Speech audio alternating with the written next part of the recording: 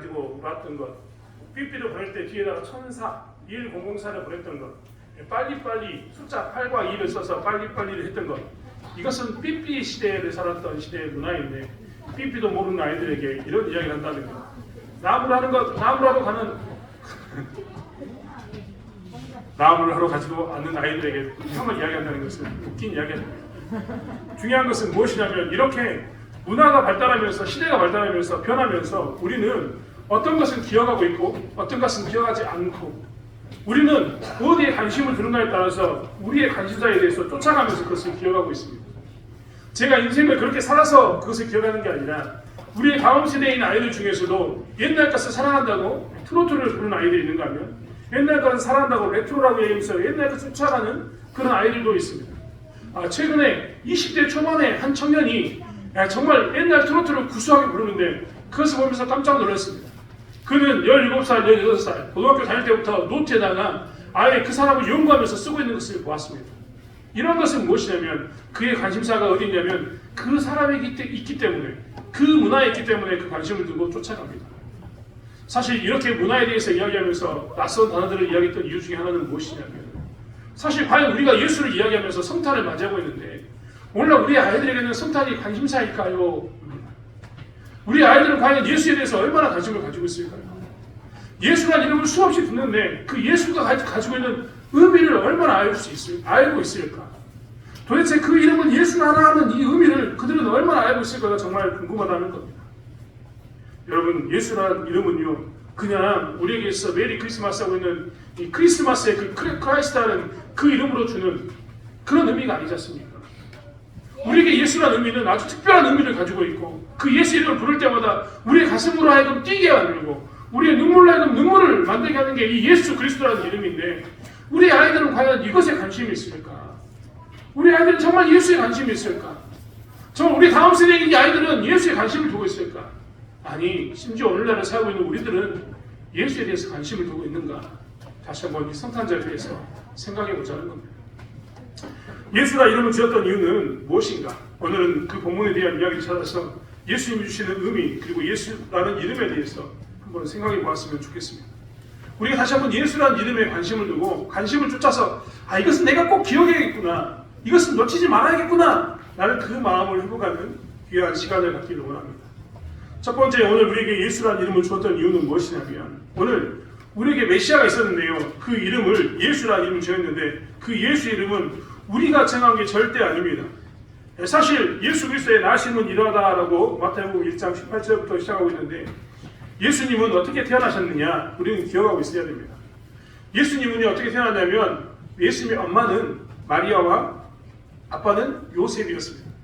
그런데 많은 사람들이 마리아와 요셉이라고 이야기하면 엄마와 아빠가 마리아와 요셉이다 이렇게 생각하는데 그 말이 절반은 맞고 절반은 틀립니다. 왜 절반은 맞고 절반은 틀리냐면 예수님은 마리아를 엄마로 두고 아빠를 요셉으로 불렀지만 요셉이 그의 진짜 아버지가 아니기 때문입니다. 예수님은 그가 항상 하나님에 대해서 하늘에 계신 그분에 대해서 뭐라고 하냐면 아버지라 부르시고 하늘에 계신 나의 아버지라고 부르시는 그분이셨습니다. 그분은 항상 나에게 진짜 어머니가 누구냐 나는 하늘에 속한 자임을 이야기하면서 자기는 항상 하늘에 속한 자로서 하나님이 자기의 아버지임을 고백하고 살았던 분이라는 겁니다. 그런데 성경은 뭐라고 이야기하냐면 예수는 요셉과 마리아를 통해서 낳았다라고 이야기하고 있습니다. 왜 그러면은 요셉과 마리아를 통해서 낳았다고 이야기할까요? 좀 더 정확히 이야기하면 마리아와 요셉이 동침하기 전에 결혼하기 전에 이미 마리아는 임신을 하고 있었습니다. 요즘날 임신을 하겠다고 이야기하면 대부분 다 남자와 여자가 동침을 해야지만 낫지 않습니까? 그런데 이 마리아는 특별하게 성령님께서 그와 함께 하심으로 인해서 어떻게 했냐면 이 마리아가 임신을 하게 되었습니다. 옛날 같았으면 이런 이야기 절대 사람들이 듣지 않습니다. 여자가 혼자 임신했다는 게 말이 되냐? 라고 이야기합니다. 하지만 생명공학이 발달하면서 이제는 사람 스스로가 배아를 복제하는 이런 일들을 보면서 양이 그냥 배아를 복제해서 양이 되는 것을 보면서 사람들은 이런 일이 있을 수도 있겠다라고 이제 수긍하기 시작합니다. 하지만 이런 일이 수긍되기도 전에 학문적으로 과학적으로 검증되기도 전에 이미 하나님께서는 뭘 이야기하셨냐면 마리아에게 성령으로 잉태하게 하셨다라고 이야기합니다. 그래서 마리아는 그때 뭐였냐면 아직 남자를 모르는 동정녀였습니다. 그래서 우리는 신앙 고백하면서도 동정녀 마리아에게 나시고라고 고백합니다. 하지만 그의 계보, 즉 그의 족보는 어디에 있느냐? 그는 요셉의 족보에 있었습니다.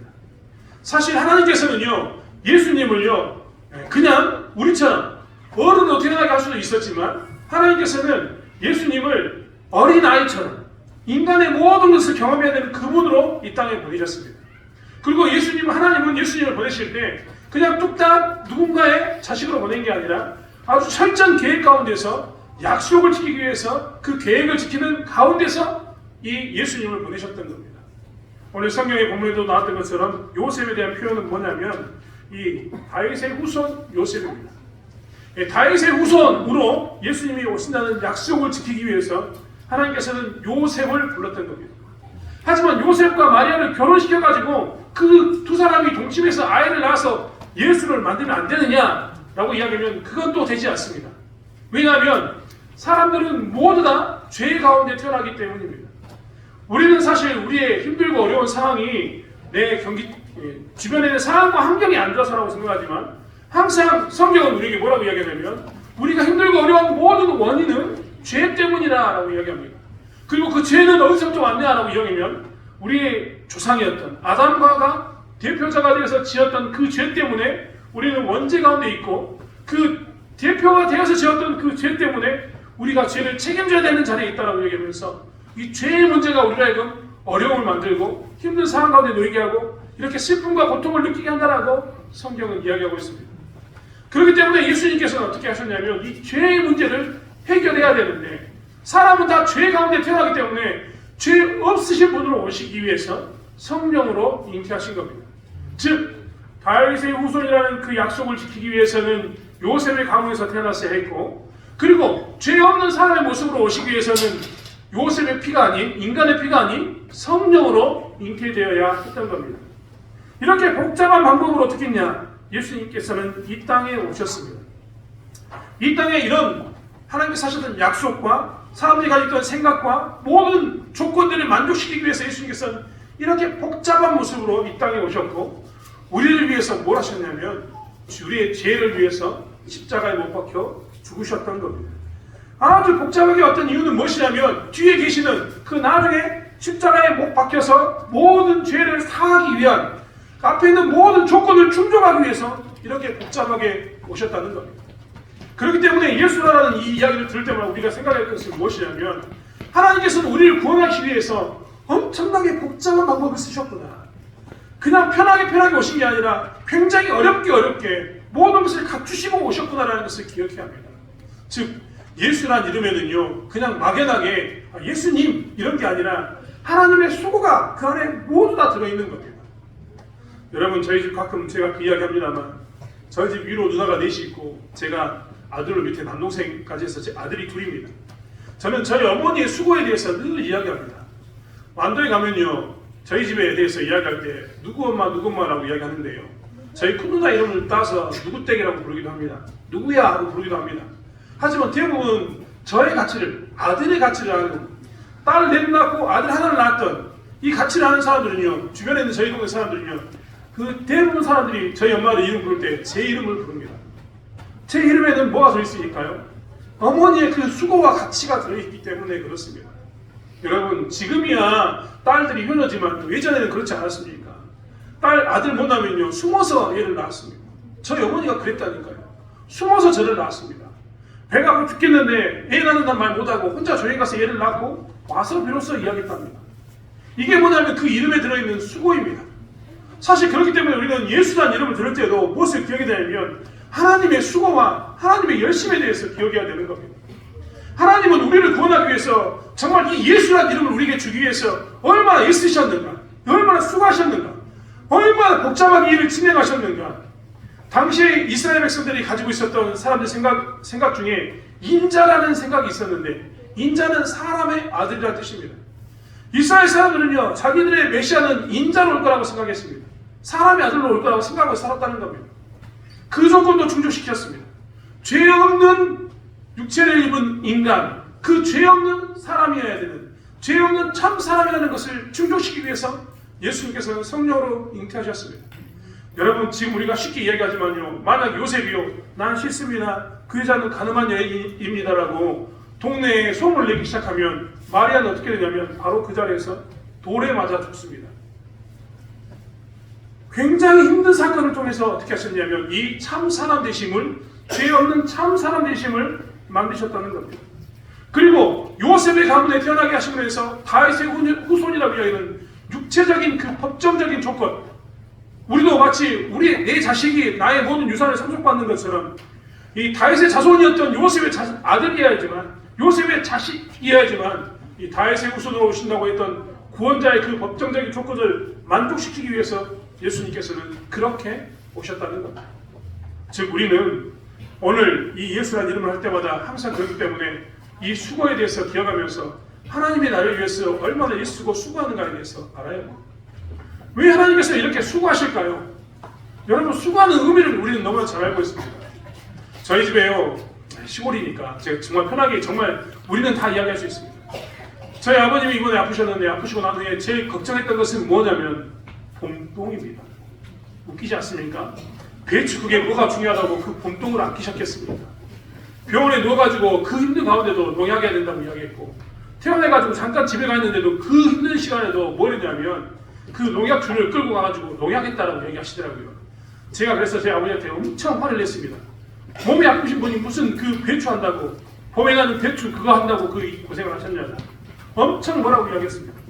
하지만 여기 계신 분들 중에 우리 권사님들, 집사님들 중에 저한테 이런 잔소리 들을 분들이 너무나 많습니다. 고추할 때 보면 조금만 앉아 있다가 보면 5천주가 적은 고추입니까? 키워보신 분들은 압니다. 엄청나게 많이 합니다. 농사 짓지 않는다고 이야기했는데 가보면 엄청나게 많은 농사를 짓고 있습니다. 왜 그렇게 수고하고 있으십니까? 그게 귀하고 가치 있다고 생각하기 때문입니다. 귀하고 가치 있지 않으면 우리는 수고하지 않습니다. 예수라는 이름을 우리에게 주시기 위해서 하나님께서 열심을 내시고 수고하고 애썼던 것은 무엇이냐면, 예수라는 이름을 우리에게 줄 만큼 우리가 어떤 존재이냐면 가치 있는 존재입니다. 우리가 늘 잊고 삽니다. 우리가 얼마나 가치 있는 존재인가, 얼마나 인간으로서 우리가 정말 존귀하게 대접받아야 될 존재인가를 잊어버린다는 겁니다. 우리는 가끔 우리 안에, 우리 손에 유명한 백이 들어있지 않으면 내 가치가 없는 것처럼 느껴집니다. 그래서 사람들이 친구들끼리 모임을 가질 때는 옷을 좋은 것을 입든지 백을 좋은 걸 들든지 무엇인가 목걸이를 하든지 무엇인가를 꾸며서 내 가치를 내 손에 들고 있는 것으로, 내가 입고 있는 것으로, 내 목에 걸치고 있는 것으로 많은 우리의 가치를 증명하려고 합니다. 하지만요, 진정한 가치는 어디에 있냐면 우리를 위해서 예수를 준비하셨다는 그것에 있습니다. 예수 그리스도를 이렇게 치밀하게 수고하면서 예수를 준비했던 이 예수라는 이름이 우리의 가치를 증명해 주고 있는 겁니다.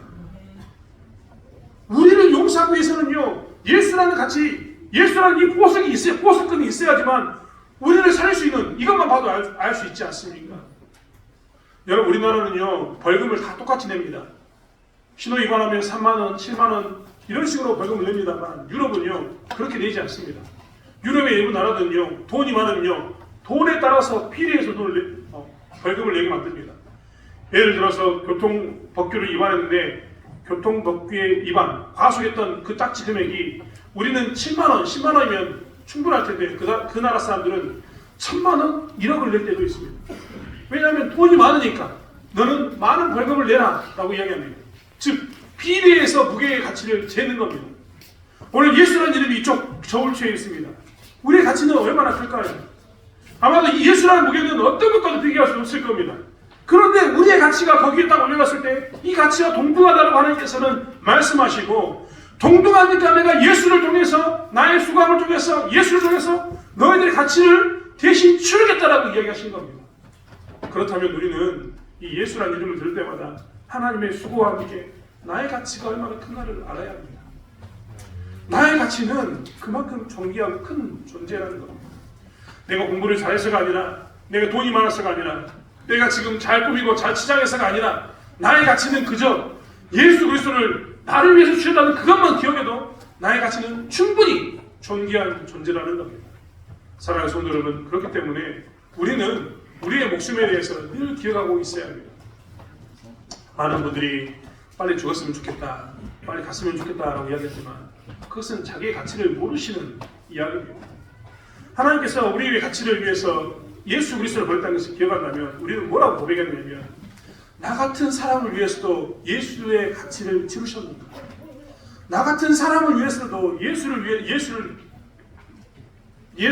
우리를 위해서 죽이셨는가를 기억하면서 어떻게 하면 남은 인생 가운데 나의 가치를 하나님께 드릴 것인가를 고민하면서 살아야 할 것이 우리의 모습입니다. 누군가가 나에 대해서 공부를 못한다는 것을 가지고 잣대질하면서 너는 가치 없다라고 얘기할 때 우리는 외치고 살아야 합니다. 나는 공부에 의해서 평가받는 사람이 아니라 나는 예수로 인해서 이미 내 가치는 존귀함이 평가받았다라고 외치고 살아야 합니다. 누군가가 내 재산이나 누군가가 내 자식의 그 유물을 가지고 나를 평가할 때마다 우리는 뭐라고 외쳐야 되냐면 나의 가치는 이미 예수에 의해서 평가받았다라고 얘기하면서 나는 내 재산이나 내 자식의 잘됨에 상관없이 이미 가치 있는 존재임을 고백하고 살아야 된다는 것입니다. 사랑하는 성도 여러분, 성탄절을 맞이해서 이것을 기억하기 원합니다. 우리는 충분히 가치 있는 사람들이고 우리가 가치 있기 때문에 예수 그리스도라는 그 수고를 통해서 우리에게 하나님께서는 은혜를 부으셨다는 겁니다. 또한 이 성탄절을 맞이하면서 우리에게 주셨던 오늘 말씀처럼 임마누엘을 기억하기 원합니다. 임마누엘의 뜻이 무엇입니까? 오늘 본문에서 뭐라고 이야기했습니까? 임마누엘에 대해서 오늘 본문은 뭐라고 이야기했냐면 이렇게 표현했습니다. 이를 번역한즉 하나님이 우리와 함께 계시다 하며, 하나님이 우리와 함께 계시다는 말로 임마누엘이라는 이름을 주셨다는 겁니다. 즉 하나님께서는 이제 예수 그리스도께서 오실 때부터 시작해서 이제 지금 우리가 살고 있는 이 순간까지 예수 그리스도를 우리와 함께 보내셨다는 겁니다. 가끔 우리는 이 말에 대해서 의구심을 갖습니다. 아니 예수님은 이미 죽으셨다가 부활하셔서 하늘에 계시는데 어떻게 예수님께서 우리와 함께 하십니까? 그 말이 되지 않습니다라고 이야기할 수 있습니다. 하지만 함께한다는 의미가 무엇입니까? 함께한다는 것은요, 이런 장소와 공간이라고 이야기하는 물리적인 이런 것을 의미하는 게 절대 아닙니다. 여러분 오늘 오다가도 제가 중고등부 친구들과 잠깐 이야기를 나눈 적이 있는데 저에게는 친구 한 명이 있습니다. 어린 시절부터 같이 자랐던 친구, 소위 말하면 불알 친구라고 얘기할 수 있는 친구가 유일하게 한 명이 있습니다. 그 친구의 이름이 있는데 그 친구는 저하고 지금 떨어져서 연락도 잘 하지 않습니다. 하지만 정작 중요한 순간이 되면 서로 마음을 나눕니다. 그 친구는 지금도 저를 생각해서 혹여라도 제가 목이 아플까 겨울이 되면 도라지즙, 배즙 내가지고 저에게 보내주고 제게 무슨 일이 있는가 싶으면 항상 전화해서 제일 먼저 달려오는 친구가 그 친구입니다. 한 번은 제가 멀리 갈 일이 있었는데 차가 없었습니다. 차가 없으니까 누구에게 전화했겠습니까? 친구에게 전화했습니다. 그 친구 한마디 말하지 않고 어떻게 했냐면 저에게 있는 자리까지 와서 먼 길 저를 받아주고 다시 자기 집으로 돌아갔습니다. 이런 친구는 사실 무엇이냐면 함께한다라고 표현할 수 있습니다. 그렇지 않습니까? 비록 우리는 물리적으로 저는 여기에 있고 저는 영광에 살고 그는 광주에 살거나 이렇게 물리적인 공간은 떨어져 있지만 가끔 전화할 수밖에 없는 그런 존재 사이 그런 지금 모습으로 살지만 그 친구는 저와 지금도 함께하고 있는 겁니다. 예수님도 지금도 우리와 함께하고 계십니다. 예수님은 하나님의 보호자 우편에 앉아 계시지만 지금 그분은 여전히 우리와 함께 계신다는 겁니다. 우리와 함께 계신다는 그 대표적인 특징이 있습니다. 그것이 무엇이냐면 오늘 우리에게 무엇을 보내주셨냐면 성령을 보내주셨습니다. 우리와 함께 계시는데 혹여라도 그분이 하늘의 우편에 보호자 우편에 계신 것 때문에 우리가 가까이 할 수 없다라고 이야기할 수 없다라고 생각할까봐 우리에게 뭘 보내주셨다고요? 성령을 보내주셨다는 겁니다. 그래서 성령이 우리와 함께 하심으로 예수님이 우리와 함께 하는 것을 우리는 늘 경험하고 있습니다. 요한복음 15장 26절의 말씀에는 내가 아버지께로부터 너에게 보낼 보혜사 곧 아버지께로부터 나오시는 진리의 성령이 오실 때 그가 나를 증언하실 것이라고 이야기하면서 내가 성령을 보낸다라고 이야기합니다. 그뿐만 아닙니다. 요한복음 15장 16절의 말씀에는 뭐라고 이야기하냐면 너희가 나를 택한 것이 아니요 내가 너희를 택하여 세우나니 이는 너희로 가서 열매를 맺게 하고 또 너희 열매가 항상 있게 하여 내 이름으로 아버지께 무엇을 구하든지 다 받게 하려 함이라 라고 이야기합니다. 지금 뭐라고 이야기하냐면 지금도 예수의 이름으로 기도하면 하나님께 모든 것을 받게 하는 그런 일로 우리가 함께하고 계신다고 말씀하고 계시는 겁니다. 즉 예수 그리스도는 지금도 임마누엘이 되어서 우리와 함께 계신다는 겁니다. 우리는 그렇기 때문에 우리가 이 예수의 살아계심을, 함께하심을 늘 경험하고 살아야 합니다. 성탄절을 맞이하면서 예수라는 이름을 들었을 때 이 함께하심을 우리는 그렇기 때문에 고백하고 살아야 되고 경험하고 살아야 된다는 겁니다. 여러분의 삶 가운데서 예수를 경험하고 살고 있습니까? 예수가 나와 함께하고 계시는 걸 경험하고 있습니까? 누리고 있습니까? 만약 누리지 못하고 있다면 우리는 오늘 성탄절을 맞이해서 다시 한번 그 관계가 회복되어져야 합니다. 성령은 이미 우리에게 보내주셨고 성령은 이미 우리와 함께 계시는데 우리가 그 성령을 누리지 못하고 있는 겁니다. 예수님께서는 하늘의 보좌 우편에서 뭐라고 계시냐면 우리가 그에게 기도를 하면 그의 이름으로 기도하면 그 기도를 중보를 통해서 하나님께 구함으로 해서 우리에게 모든 것을 응답해 주시는데 그 소통의 은혜를 예수님을 통해서 누리는 그 은혜를 우리가 누리지 못하고 있기 때문입니다.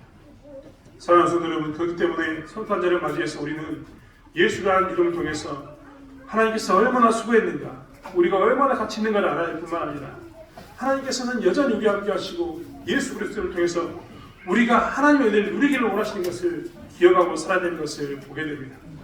사랑하는 성도 여러분, 예수라는 이름, 성탄절을 기억할 때마다 우리가 이것을 놓치지 않기를 원합니다. 하나님 은혜 가운데 있음을 우리가 잊지 않고 하나님이 나와 동행하는 것을 놓치지 않는 삶을 살아가는 저와 여러분이 되길 원합니다. 기도하겠습니다. 하나님, 저희에게 예수를 보내주시고 하나님의 사랑을 나타내 주시니 감사합니다. 예수가 없었다면 저희는 여전히 죄 가운데서 왜 이런 일이 생겼는지, 왜 내가 눈물이 나는지, 왜 고통당하는지도 모르고 살았을 것입니다. 하지만 예수가 이 땅에 오심으로 해서 나의 죄는 끊어졌고 나는 진정한 기쁨을 누릴 수가 있음을 고백합니다. 하나님께서 치밀하게 수고하시면서 보내셨던 그 예수 때문에 나는 회복되어졌고 나는 지금 하나님을 아버지라 부르며 필요할 때마다 예수 이름으로 구하고 그것을 얻게 되는 것을 보게 됩니다. 또한 내가 말 못하는 탄식 가운데 있을 때도 보내주신 성령으로 인해서 내가 기쁨 가운데 은혜를 누리고 있음을 고백합니다. 하나님, 성탄절을 맞이해서 이 예수를 기억하게 도와주시고 예수와 동행하는 삶을 살게 하여 주시옵소서. 우리 가운데 혹여라도 나의 가치가 형편없다고 생각하는 자들이 있다면 그들에게 예수를 기억나게 하여 주시고 우리 가운데 나 혼자 홀로 남아서 나는 외롭다라고 생각하는 사람이 있다면 예수님께서 함께 하심을 보게 하심으로 외로움이 아니라 평안 가운데 샬롬 가운데 가게 하여 주시옵소서. 함께 하실 주 믿사오며 감사드리며 예수님의 이름으로 기도드렸습니다. 아멘.